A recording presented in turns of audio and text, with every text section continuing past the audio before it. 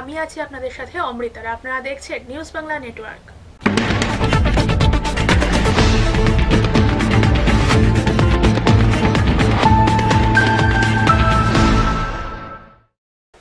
এখন খবর বিস্তারিত। দশদার অজিত কুমার নাথের খুনিদের কঠোর শাস্তির দাবি করেন তার মা বাসন্তী দেবী। 2011 সালে খুন হয়েছিল বিজেপি কর্মী অজিত কুমার নাথ। দীর্ঘদিন কেটে গেলেও অজিতের খুনিদের বিচার না হওয়ায় তীব্র প্রতিবাদ জানালেন তার মা বাসন্তী দেবনাথ। কাঞ্চনপুর সংলগ্ন দশদা রামবাহাদুর পাড়ার বাসিন্দা বাসন্তী নাথ তার পুত্র অজিত কুমার নাথকে হারিয়ে তিনি আজ পাগল প্রায়। বাসন্তী নাথের অভিযোগ, ওনার পুত্র সন্তান অজিত কুমার নাথ খুব নম্র ও ভদ্র স্বভাবের ছেলে ছিল। সে বিজেপি সংগঠনের সাথে অঙ্গাঙ্গিভাবে জড়িত ছিল। সেই সাথে অজিত বিজেপি দলের ব্লক মেম্বারও ছিলেন। 2007 সালের 30 ডিসেম্বর অটল বিহারী বাজপেয়ীর আমলে তিনি শ্রীলঙ্কাতে রাম সেতু রক্ষা মঞ্চের সভায়ও যোগদান করেন। শ্রীলঙ্কা থেকে আসার ঠিক 3 বছরের মাথায় 2010 সালের 11 আগস্ট 4 চাকার গাড়ি কিনেন। 2010 সালের 21 আগস্ট কিছু দুষ্কৃতিকারী তার গাড়ি জ্বালিয়ে দেয়। তারপর 2011 সালের ফেব্রুয়ারি মাসে সন্ধ্যাবেলা তাকে ঘর থেকে ডেকে নিয়ে কে বা কারা খুন করে। ওই সময় কাঞ্চনপুর থানার ওসি ছিলেন সমীর রায়। বাসন্তী দেবী আরো বলেন, ওনার সন্তান খুনের সুবিচার চাইতে গিয়েছিলেন, তখন ওসি সমীর রায় তার সাথে দুর্ব্যবহার করে। এখন বর্তমান সরকারের নিকট ওনার দাবি যে তার পুত্রের খুনিদের যেন কঠোর শাস্তি হয়। অনেকবার গেছি, কোনো কেস কোনো কিছু তারা হাতে নিছে না। তার মারা যাওয়ার তারে মারার 6 মাস আগে একটা নতুন গাড়ি টাটা 207 একটা মালগাড়ি কিনছিল, কিন্তু গাড়িটাও জ্বালাই দিছে। ঠিক গাড়িটা আনার 10 দিনের ভিতরেই শেষ রাত্রে হোক মধ্যের রাত্রে হোক কে বা কাহারা গাড়িটার মধ্যে আগুন দিয়া দিছে। কাঞ্চনপুর প্রতিনিধি রিপোর্ট, নিউজ বাংলা। চিটফান্ড সংক্রান্ত মোট 74টি মামলা সিবিআইয়ের হাতে তুলে দেওয়ার জন্য অনুমোদন দিল রাজ্য মন্ত্রিসভা। 74টি মামলার মধ্যে 11টি মামলা আগেই সিবিআই গ্রহণ করেছে। যে মামলাগুলি সিবিআই গ্রহণ করেছে তার মধ্যে রয়েছে রোজ ভ্যালি সহ অন্যান্য কোম্পানি। রবিবার সরকারি বাসভবনে সাংবাদিক সম্মেলন করে এমনটাই জানান মুখ্যমন্ত্রী বিপ্লব কুমার দেব। চিটফান্ড এই নামটির সাথে রাজ্যের গ্রাম পাহাড়ের অধিকাংশ মানুষ কম বেশি পরিচিত।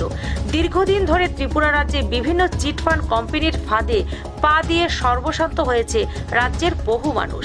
মানুষের কষ্টার্জিত অর্থ নিয়ে রাজ্য থেকে চম্পট দিয়েছে একের পর এক চিটফান্ড কোম্পানিগুলি। এ নিয়ে বহু জলঘোলা হয়েছে। বিধানসভা নির্বাচনে বিজেপির এই চিটফান্ডকে মূল হাতিয়ার করে ময়দানে ঝাঁপিয়েছিল। এখন রাজ্যে বিজেপি সরকার প্রতিষ্ঠিত হয়েছে। বিজেপি সরকার চিটফান্ড সংক্রান্ত মামলাগুলি সিবিআইয়ের হাতে তুলে দিয়েছে। রবিবার নিজ সরকারি বাসভবন চত্বরে সাংবাদিক সম্মেলন করে এমনটাই জানান মুখ্যমন্ত্রী বিপ্লব কুমার দেব। তিনি বলেন, এবং প্রধানমন্ত্রী যে মুদ্রা ব্যাংকের মাধ্যমে সেইটাকে ওনারা সাহায্য করা এবং গ্রামের ছেলেদেরকে ওই দিকে নিয়ে যাওয়া এবং প্রতি অফিসার 10 জন করে যে টার্গেট দেওয়ার 100 দিনের যে সরকারের যে টাইম আছে ওই টাইমের মধ্যে কমসে কম 3000 ব্যক্তিকে রোজগারের ব্যবস্থা করে। তো স্বরোজগার চাইছি, তো আমার ছেলেরা যাতে রোজগার করে। আমি এখনো বলি রোজগার মানে আপনাকে বড় বিল্ডিং এ বসতে হবে, বড় কর্পোরেট সেক্টর বানাতে হবে। রোজগার মানে আপনি ছোট ব্যবসা করেও রোজগার করতে পারেন, সেই মানসিকতাতে সবাইকে রোজগার করতে। এদিকে মুখ্যমন্ত্রী আরো বলেন, চিটফান্ড সংক্রান্ত রাজ্যের 74টি মামলা সিবিআইয়ের হাতে তুলে দেওয়া হয়েছে। মন্ত্রিসভায়ও এর অনুমোদন দিয়েছে। 74টি মামলার মধ্যে 11টি মামলা আগেই সিবিআই গ্রহণ করেছে। এই 11টি মামলার মধ্যে রয়েছে 5টি কোম্পানি। এই 5টি কোম্পানি হলো রোজভ্যালি, রেসপন্স, বেসিল, আইকোর ও ওয়াডিস। আগরতলা প্রতিনিধি রিপোর্ট, নিউজ বাংলা। রবিবার আগরতলা টাউন হলে অনুষ্ঠিত হলো নার্সিং অ্যাসোসিয়েশনের রাজ্য সম্মেলন। সম্মেলনে বক্তব্য রাখেন এনসি দেববর্মা। এছাড়া উপস্থিত ছিলেন সংগঠনের সভাপতি সহ অন্যান্য নেতৃত্বরা। রবিবার অল ত্রিপুরা গভর্নমেন্ট নার্সিং অ্যাসোসিয়েশনের রাজ্যভিত্তিক সম্মেলন অনুষ্ঠিত হলো আগরতলা টাউন হলে। এই দিনের অনুষ্ঠানে উপস্থিত ছিলেন মন্ত্রী এনসি দেববর্মা, কর্মচারী নেতৃত্ব সমর রায় সহ সংগঠনের সভাপতি, সম্পাদক ও অন্যান্যরা। এই সম্মেলনে বক্তব্য রাখতে গিয়ে মন্ত্রী এনসি দেববর্মা বলেন, নার্সরা অন্য কর্মচারী থেকে অনেকটাই ব্যতিক্রম। তাদেরকে রোগীদের সেবায় সর্বক্ষণ নিষ্ঠার সাথে কাজ করে যেতে হবে। আপনারা এই নার্সিং পেশায় যুক্ত আপনাদের বিভিন্ন দিকগুলো, বিশেষ করে সমস্যার দিকগুলো আপনারা এখানে মত বিনিময় করবেন, আলোচনা পর্যালোচনা করবেন এবং স্বাভাবিকভাবে সম্মেলনের শেষ পর্যায়ে তার একটা সুস্পষ্ট মতামত অথবা রেজলিউশন আপনারা নেবেন। সেটা অতি অবশ্যই রাজ্য সরকারের কাছে আপনারা তুলে ধরবেন। আগরতলা প্রতিনিধি রিপোর্ট, নিউজ বাংলা। সমকাজে সমবেতনের দাবিকে সামনে রেখে রাজধানীর ভগৎ সিং যুব আবাসে অনুষ্ঠিত হয় ত্রিপুরা রাজ্য বিদ্যুৎ কর্মচারী সংঘের প্রথম রাজ্য সম্মেলন। সম্মেলনে উপস্থিত ছিলেন সংঘের সাধারণ সম্পাদক আশিস কান্তি ঘোষ সহ অন্যান্যরা। আমরা চাই আমরা আমাদের নির্দিষ্ট কাজ করে নির্দিষ্ট বেতন পেতে। তাই ভারতীয় মজদুর সংঘ তার স্লোগানকে রেখেছে, দেশকে লিয়ে করেঙ্গে কাম, কাম করেঙ্গে পুরে দাম। কাজের জন্য পুরো দাম পেতে আর 1 মাস বাকি। ত্রিপুরা রাজ্য বিদ্যুৎ কর্মচারী সংঘের প্রথম রাজ্য সম্মেলনে এমনটাই বললেন সংঘের সাধারণ সম্পাদক আশিস কান্তি ঘোষ। পাশাপাশি তিনি বর্তমান সরকারের ভূয়সী প্রশংসা করেন। রবিবার রাজধানীর শহীদ ভগৎ সিং যুব আবাসে এই সম্মেলন অনুষ্ঠিত হয়। সম্মেলনে অন্যান্যদের মধ্যে উপস্থিত ছিলেন শঙ্কর দেব, স্বপন চক্রবর্তী সহ অন্যান্যরা। সম্মেলনে রাজ্যের বিভিন্ন প্রান্ত থেকে সংগঠনের প্রতিনিধিরাও উপস্থিত ছিলেন। আমরা চাই আমাদের নির্দিষ্ট কাজ করে নির্দিষ্ট বেতন পেতে। তাই ভারতীয় মজদুর সংঘ তার স্লোগানে রেখেছে, দেশকে লিয়ে করেঙ্গে কাম, কাম কে লেঙ্গে পুরো দাম। হ্যাঁ, কাজের জন্য পুরো দাম পেতে আর মাত্র 1 মাস 2 মাস বাকি। আমরা অবশ্যই আমাদের কাজের পুরো পেয়ে যাব, যা পূর্বতন সরকার আমাদের শুধু বঞ্চনাই করে এসেছে। আমি শিশু হলেও তখন জানি 1978 সরকার ঘোষণা করেছিল আন্দোলন। পূর্ববর্তী সরকার ক্ষমতায় আসার আগে জনগণকে আশার বাণী শুনিয়েছিল, কেন্দ্রীয় হারে বেতন দিতে হবে, কেন্দ্রীয় হারে মহার্ঘ ভাতা দিতে হবে, কেন্দ্রের সমস্ত সুযোগ সুবিধা কর্মচারীদের দিয়ে দিতে হবে।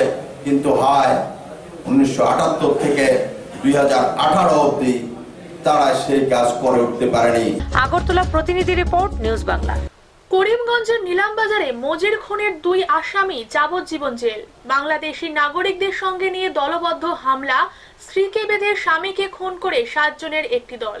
2010 সালের 11 নভেম্বর নিলামবাজার থানার অন্তর্গত ডুলুগাং এলাকায় আব্দুল খালিদ ওরফে বুলু মিয়া সহ 7 জনের একটি দল মজিরউদ্দিন নামে এক ব্যক্তির ঘরে প্রবেশ করে। তারা মাঝরাতে ঘরে প্রবেশ করে মজিরের 2 স্ত্রীকে দড়ি দিয়ে বেঁধে স্বামীকে ধারালো অস্ত্র দিয়ে খুন করে চলে যায়। কিছু সময় পর আবারও এসে দেখে যে মজিরউদ্দিন জীবিত আছে কিনা, যদিও হামলাকারীদের মুখ কালো কাপড় দিয়ে বাঁধা ছিল। কিন্তু এরপরও মজিরের প্রথম স্ত্রী আসিফা বেগম দুজনকে শনাক্ত করতে পারে। পরের দিন খুনের ঘটনা নিয়ে ব্যাপক উত্তেজনা দেখা দেয়। নিলামবাজার থানার পুলিশ মৃতদেহ উদ্ধার করে। স্ত্রী আসিফা তাদেরই এলাকার আব্দুল খালেক ওরফে বুলু মিয়া ও তাজউদ্দিন সহ অন্যান্যদের অভিযুক্ত করে মামলা করে। পুলিশ প্রথমে দুজনকে আটক করে। দীর্ঘ 7.5 বছর আদালতে মামলা চলে। অবশেষে করিমগঞ্জ দায়রা আদালতের জাজ উৎপল বসাক 52/210 মামলা নম্বরে 148/149/342/302/458 আইপিসি ধারায় তাদেরকে যাবজ্জীবন কারাদণ্ডে দণ্ডিত করেন। এ নিয়ে সরকারি আইনজীবী বিপ্লব দেব ও খুনের মামলার আইনজীবী মুকুন্দ লাল কৈরি জানান, আদালত 302 ধারায় 25 টাকা জরিমানা, অনাদায় 4 বছরের জেল, 458 ধারায় 5,000 টাকা জরিমানা, অনাদায় 2 মাসের জেল এবং 346 246 ধারায় 1 বছরের কারাদণ্ড। তবে ঘটনার সঙ্গে অন্যদের শনাক্ত করতে না পারায় এই মামলায় শুধু 2 জনের সাজা হয়। আজকে মাননীয় সেশন জজ আদালতে সেশন কেস নাম্বার 52/2013 সেই কেসে অলরেডি 21 তারিখে ওনাকে দোষী সাব্যস্ত করেছিলেন আসামি আব্দুল খালিক ওরফে বল্লকুটি এবং তাজউদ্দিনকে। আজকে সেই কেসের সাজা ঘোষণা হয়েছে। 302 সেকশনে আজীবন কারাদণ্ড, সঙ্গে 25,000 টাকা জরিমানা, অনাদায়ে আরও 4 মাস জেল। 458-এ 10,000 টাকা 10 বছরের কারাদণ্ড, সঙ্গে আরও 5,000 টাকা জরিমানা, অনাদায়ে 2 মাসের জেল এবং 342 সেকশনে 1 বছরের কারাদণ্ড। ঘটনার 2010 ইংরেজিতে ইলামবাজার থানার অন্তর্গত মজিদুদ্দিনের বাড়িতে ভোর রাত্রে আসামিরা সঙ্গে আরও লোক নিয়ে ঘরে প্রবেশ করে তার 2 স্ত্রী ঘরে রশি দিয়ে বেঁধে মজিদুদ্দিনকে হত্যা করে বেরিয়ে গিয়েছে। পরে আবার এসে দেখে গেছে যে সত্যিকারের মারা গেছে কিনা। তারপর পুলিশে কেস হয়, পুলিশ তদন্ত করে, তদন্ত করার পর পুলিশ চার্জশিট দেয় আসামিদের বিরুদ্ধে এবং চার্জশিট হওয়ার পর সেশন কোর্টে কমিটি হয়ে আসে। কমিটি হওয়ার পর প্রসিকিউশন সাইড থেকে 8 জন সাক্ষী এক্সামাইন করা হয়েছিল। আসামির তরফ থেকেও সাক্ষী এক্সামাইন করা হয়েছে, আর্গুমেন্ট হয়েছে। আর্গুমেন্টে আমার সঙ্গে অ্যাসিস্ট করেছেন আমাদের বারের সিনিয়র সদস্য শ্রী মুকুন্দলাল কর্মী মহাশয়। বাকিটা উনি বলবেন। 12 গ্রাম প্রতিনিধি রিপোর্ট, নিউজ বাংলা। সময় হয়ে গেল একটি বিজ্ঞাপন বিরতির। চোখ রাখুন নিউজ বাংলার পর্দায়। দ্য বিগ মার্ট একটি সম্পূর্ণ ডিপার্টমেন্টাল স্টোর্স। এখানে একই ছাদের তলায় পেয়ে যাবেন শিশু থেকে শুরু করে পুরুষ মহিলার লেটেস্ট ডিজাইনের পোশাক সহ আপনার ব্যবহৃত সব ধরনের গৃহ সামগ্রী। বিভিন্ন সামগ্রীর উপর প্রতি কেনাকাটায় আপনারা পেয়ে যাবেন আকর্ষণীয় ছাড়। তাই আজই চলে আসুন আমাদের ডিপার্টমেন্টাল স্টোর্স দ্য বিগ মার্টে। আমাদের ঠিকানা নেয়ার ICICI bank, DNB road, Dharmanagar, north Tripura. ফিরে এলাম বিরতির পর। রবিবার কৃষ্ণনগর TRTC কমপ্লেক্সে অনুষ্ঠিত হয় অঙ্কন প্রতিযোগিতা। সড়ক সুরক্ষা সপ্তাহকে সামনে রেখে এই প্রতিযোগিতা সংগঠিত হয়। সমগ্র রাজ্যে পালিত হচ্ছে 29তম সড়ক সুরক্ষা সপ্তাহ। এই 29তম সড়ক সুরক্ষা সপ্তাহ উদযাপনের অঙ্গ হিসেবে অনুষ্ঠিত হলো এক অঙ্কন প্রতিযোগিতা। রবিবার কৃষ্ণনগর স্থিত TRTC অফিস প্রাঙ্গণে এই প্রতিযোগিতা অনুষ্ঠিত হয়। প্রতিযোগিতা হয় 3টি বিভাগে। এই মহতী অনুষ্ঠানে উপস্থিত ছিলেন পরিবহন দপ্তরের যুগ্ম সচিব অসীম সাহা। তিনি জানান, প্রত্যেক বছরের ন্যায় এই বছরও এই অঙ্কন প্রতিযোগিতার আয়োজন করা হয়েছে। তবে খারাপ আবহাওয়ার জন্য প্রতিযোগিনীদের উপস্থিতি ছিল কিছুটা কম। আজকে যে 29তম সড়ক সুরক্ষা সপ্তাহের অঙ্গ হিসাবে আমরা এখানে সিট অ্যান্ড ড্র প্রতিযোগিতার আয়োজন করেছি। আমরা 3টে গ্রুপে এই প্রতিযোগিতার অংশগ্রহণ করতে পারবো, ছাত্রছাত্রীরা বিশেষ করে। গ্রুপগুলি হলো, এই গ্রুপে আছে 3 থেকে 6 বছর, বি গ্রুপে 6 থেকে 9 বছর, আর সি গ্রুপ আছে 9 থেকে 14 বছর। এই হিসাবেই আমরা প্রতি বছর এই প্রতিযোগিতার আয়োজন করে থাকি। এবছরও ঠিক ব্যতিক্রম নয়, এবছর আমরা করেছি এবং আমরা আরও বড় পরিসরে করার চেষ্টা করেছি। আগরতলা প্রতিনিধি রিপোর্ট, নিউজ বাংলা। কুমারঘাটের দেশবন্ধু চিত্তরঞ্জন ক্লাবের উদ্যোগে আয়োজিত হয় এক রক্তদান শিবির। অনুষ্ঠানে ক্লাবের কর্মকর্তা ছাড়াও সমাজের বিশিষ্টজনেরা উপস্থিত ছিলেন। রক্তদান মহৎদান। কুমারঘাটের দেশবন্ধু চিত্তরঞ্জন ক্লাবের উদ্যোগে অনুষ্ঠিত হয় এক রক্তদান শিবির। দেশবন্ধু চিত্তরঞ্জন ক্লাব বিভিন্ন সময় নানান সামাজিক কাজকর্ম করে থাকে। এই মেগা রক্তদান শিবিরে ক্লাবের মেম্বার ছাড়াও কুমারঘাট এলাকার অনেকেই রক্তদান করেন। এদিনের অনুষ্ঠানে ক্লাবের চেয়ারম্যান কিরিটি দাস সহ পাবিয়াছড়া বিধানসভার বিধায়ক ভগবান দাস, ফটিকরায় বিধানসভার বিধায়ক সুধাংশু দাস, বিজেপি পাবিয়াছড়া মণ্ডল সভাপতি কার্তিক দাস ও আম্বেদকর কলেজের অধ্যক্ষ ডক্টর সুব্রত শর্মা এবং এলাকার বিশিষ্টজনেরাও উপস্থিত ছিলেন। অনুষ্ঠানে স্বাগত ভাষণ রাখেন ক্লাবের চেয়ারম্যান কিরিটি দাস। সভাপতি হিসেবে উপস্থিত ছিলেন বীরচন্দ্র দেবনাথ। অনুষ্ঠানে এছাড়াও বক্তব্য রাখেন বিধায়ক ভগবান দাস, বিধায়ক সুধাংশু দাস এবং ফটিকরায় আম্বেদকর কলেজের অধ্যক্ষ। আজকের যে অনুষ্ঠানে রয়েছে আমাদের মেগা রক্তদান শিবির, তোর সঙ্গে আমরা ডিস্ট্রিক্ট হসপিটাল থেকে আমাদের কাছে এসেছেন মেডিসিন স্পেশালিস্ট ডক্টর পিকে দত্ত মহাশয়। তোর সঙ্গে রয়েছেন আমাদের আয়ুর্বেদিক ডাক্তার রয়েছেন, চাকমা সাহেব রয়েছেন, ওনারা আজকে আপনাদেরকে ফিস চিকিৎসার সুযোগ দেওয়া হবে। আমরা এই মহতি অনুষ্ঠান করতে গিয়ে বারবার আপনাদের কাছে আমাদের একটি কথা, যে রক্তদান মহৎ দান, এই রক্তদান যাতে আমরা প্রতিটি মানুষ এগিয়ে আসতে পারি এবং আমরা রক্তদানে যাতে আমরা অংশগ্রহণ করতে পারি। কুমারঘাট প্রতিনিধি রিপোর্ট, নিউজ বাংলা। যাত্রীবাহী ট্রেনের নিচে কাটা পড়ে মর্মান্তিক মৃত্যু রাজ্যের এক শ্রমিকের। তার নাম তাপস পাল। মোবাইলের হেডফোনে মৃত্যু ডেকে আনলো তার। ঘটনাটি ঘটে মহিষাসন শিলচর রুটে। মহিষাসন শিলচর যাত্রীবাহী রেলের নিচে কাটা পড়ে মর্মান্তিক মৃত্যু হলো এক যুবকের। হেডফোনই তার কাল হলো। শনিবার 10টা 30 মিনিট নাগাদ দুর্ঘটনাটি ঘটে বরাক উপত্যকার বদরপুর ঘাট রেলওয়ে ক্রসিং এর সংলগ্ন এলাকায়। বদরপুর থেকে শিলচর অভিমুখে যাওয়া মহিষাসন শিলচর রেলের নিচে পড়ে মর্মান্তিক মৃত্যু ঘটে এক যুবকের। শরীর থেকে মাথা আলাদা হয়ে যায়। খবর পেয়ে ছুটে আসে 5 গ্রাম থানার পুলিশ। খবর দেওয়া হয় বদরপুর রেলওয়ে স্টেশনের জিআরপিএফ কে। প্রায় 1.5 ঘন্টা পর আসে রেলওয়ে পুলিশ। ততক্ষণ এই রুটে সব ধরনের রেল চলাচল বন্ধ থাকে। প্রথমে ছেলেটির পরিচয় পাওয়া যায়নি। পরে লাশটির পকেট থেকে রেল পুলিশ উদ্ধার করে একটি মানি ব্যাগ। তাতে পাওয়া এটিএম কার্ডের নাম জানা যায় ছেলেটির নাম তাপস পাল। পরে অবশ্য বরাক নদী খনন কাজে নিয়োজিত একাংশ শ্রমিক ছেলেটিকে চিনতে পারে। তারা জানায় ছেলেটি তাদের সাথে শ্রমিকের কাজ করত। তার বাড়ি ত্রিপুরায়। এদিকে প্রত্যক্ষদর্শীর দেওয়া সূত্র মতে ছেলেটি কানে মোবাইলের হেডফোন লাগিয়ে রেল লাইন পার হতে গেলেই ঘটে এই বিপত্তি। মোবাইল ফোনই কেড়ে নিল ছেলেটির প্রাণ। অপরদিকে রেল পুলিশ লাশ উঠিয়ে নিয়ে যায় তাদের হেফাজতে। সেখান থেকে পাঠানো হয় পোস্টমর্টমের জন্য। এখানে হেল্পারে করে কিতার হেল্পারে এইখানে বরাক যেন কাজ করে তারা মেশিন এটার কাজ করে। বাড়ি কই তুমি? বাড়ি ত্রিপুরা বুধ, এটা আমি শিওর জানি না। তোমার তো লোকেরই কাজ, মানে কোন সময় বাড়ছে জানো না? 12 গ্রাম প্রতিনিধি রিপোর্ট, নিউজ বাংলা। বিশালগড়ের গণধর্ষণ কাণ্ডে পুলিশ একজনকে আটক করেছে। বাকিদের আটক করতে অনীহা দেখালে উপর মহলের চাপে প্রায় লেজে গোপরে বিশালগড় মহিলা থানা। গোটা রাজ্য জুড়ে ধিক্কার ও ঘৃণার রব উঠেছে।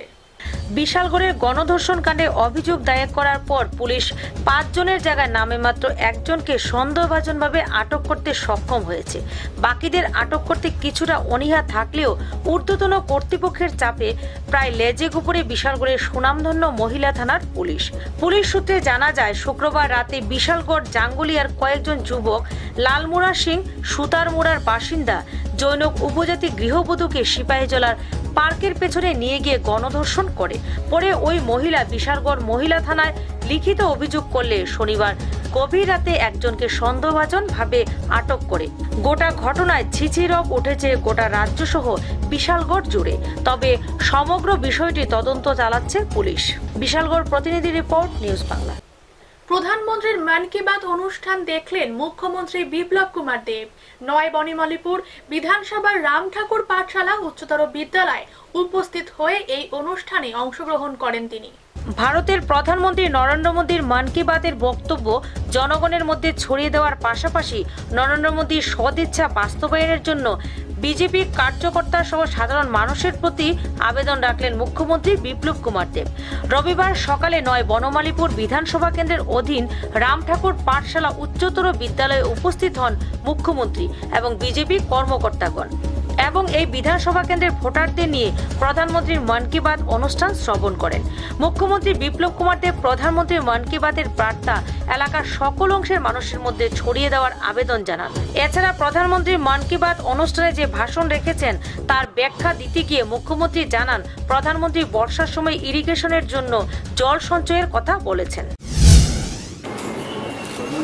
জলের বিষয়ে বলেছে যে কিভাবে জলকে ধরে রাখতে হয় জুন জুলাই বর্ষার সিজন, ও সেই জলকে ধরে বিশেষ করে ইরিগেশনের জন্য সেচের ব্যবস্থা, মানে ফসল ক্ষেতের মধ্যে জল কিভাবে নিয়ে যাওয়া যেতে পারে। যেখানে শুখা এরিয়া আছে, ড্রাই এরিয়া, সেখানে বৃষ্টি হয়, তো বৃষ্টিকে জল ধরে রাখলে সেই জলটা পরবর্তী সময় আমরা এগ্রিকালচারে কাজে লাগাতে পারি, সেটা বলেছে এক।